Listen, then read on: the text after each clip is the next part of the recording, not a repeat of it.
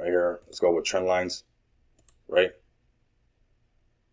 It broke out this trend line already. So that's eventually when you start doing this so much, you can kind of see these trend lines automatically. And I like to just look at the support and resistance, but we can see that it broke out of this trend line already. It's been marching up. We can see the higher lows. Let's go ahead and get our arrows that I love to use, right?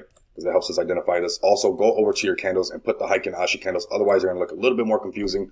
As you can tell, they get green, red, green, red, green, red.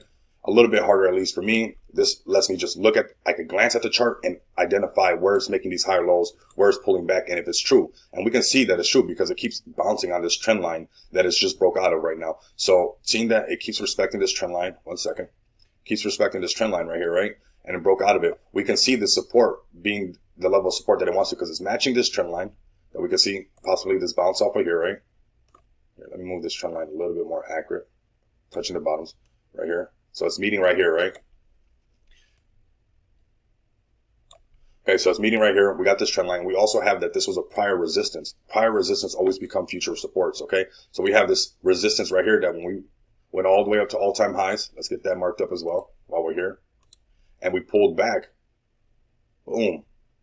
Price got rejected right there. But then we start to make higher lows. This is a bullish trend. Remember, trade with the trend. The trend is your friend. This is how you identify the trend. We got the SAR dots on the top on the 1 hour chart, but we do see that they have an AMA in less than an hour. I will suspect that there's going to be some pretty good news, and most likely that good news could be a catalyst to help this price continue to rise. If it does not continue to rise, if it holds above this 6603, this would be that consolidation zone as the market sentiment continues to, basically consolidate. We got some pullbacks, some consolidation, some pullbacks, some consolidation. So maybe we can see some consolidation right here, getting us worked up and built up. And the only reason I say that is because as I break down the chart, we see the dots on the top, but we do see that there's a gap right there. So the trend looks like it's ready to switch over. And as we can see, breaking it down to the 15-minute chart, we can see that now it's hold on. Now it's already tapped a few times on top of the support. Like I was saying, most likely going to consolidate right here to then create another trend like this, making higher lows. The minute it makes a higher low, and let's go ahead down to the 5-minute, right?